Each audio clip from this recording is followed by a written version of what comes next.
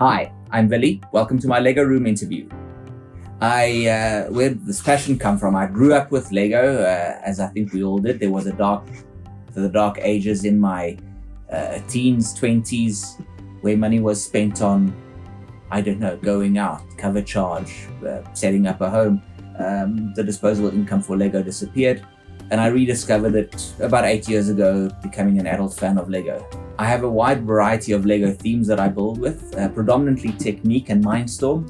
I enjoy the challenge of something mechanical, something that moves, trying to figure out how gears mesh together, finding the right size wheels for the right car, building the rainbow models, and then of course Lego robotics with Lego Mindstorm.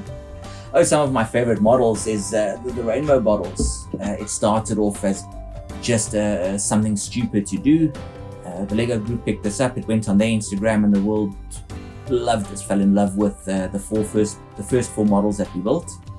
After those first four, we did the flagship model, the Bugatti Chiron, and after that the Porsche GT3, which was dubbed by the internet the LBGT, which is a pretty cool nickname for it. The challenge with us was to find the Technic parts in as many different colors as we could, and then not have the same color be adjacent to each other. Other cool builds was my love for music and love for Pink Floyd came through in the album cover for Dark Side of the Moon. There was no specific brief. I free built this over a couple of days and came out really well. Prototyping usually starts with an idea. The idea would then be a gearbox or a mechanism for a great ball contraption, and from there the model would extend, and often it would sit waiting dormant for parts to arrive from Bricklink or technical help from a more experienced builder, or advice on how to skin it further.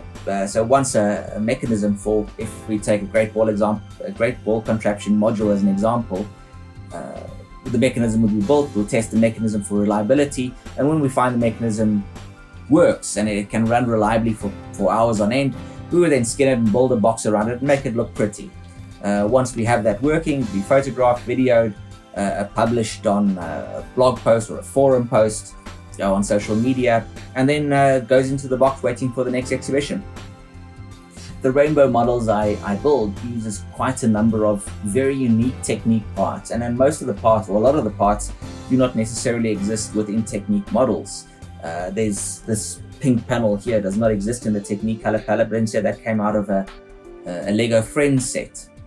A lot of the gears in the model are discontinued colors, and it's nice to show that Lego does not just make Technic parts in the standard green, orange and red, but there's some nicer colors which they used back in the day.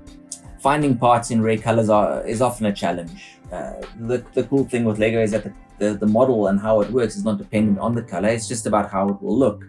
And because of my very strong belief that no two colors could touch each other, often I have to wait long to get the parts, and it doesn't really matter because the model works and the prototype stands. A pro tip would be to look at mostly European stores in Germany and Holland. They often have reduced prices and then good specials on rare Technic parts. Bulk the orders together as far as you can, split shipping with other people. It becomes a lot more cost effective to get the parts you need then.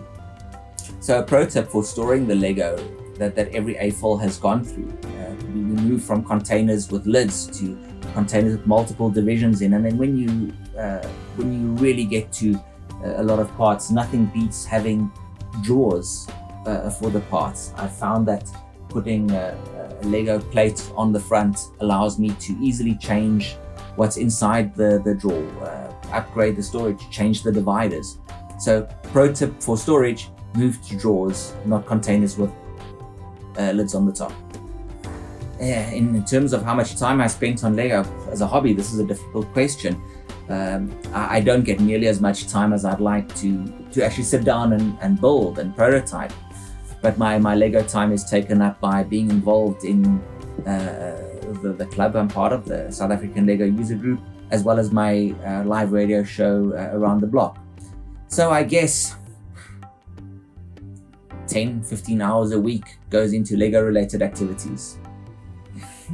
how to get involved. Wow, there's a number of official and unofficial channels in South Africa to be part of the Lego community in the country. There's a number of online communities like SAFOLs, which is South African Fans of Lego, primarily based on Facebook. There's a number of lugs in the area, two based in Johannesburg. That's South African Lego User Group, which I'm a member of. There's Joburg Lug, who's a more child and family orientated lug. Yeah, there's a number of places to get involved. Thank you for watching. We appreciate that you tuned in. If you liked the video, like and subscribe, button below.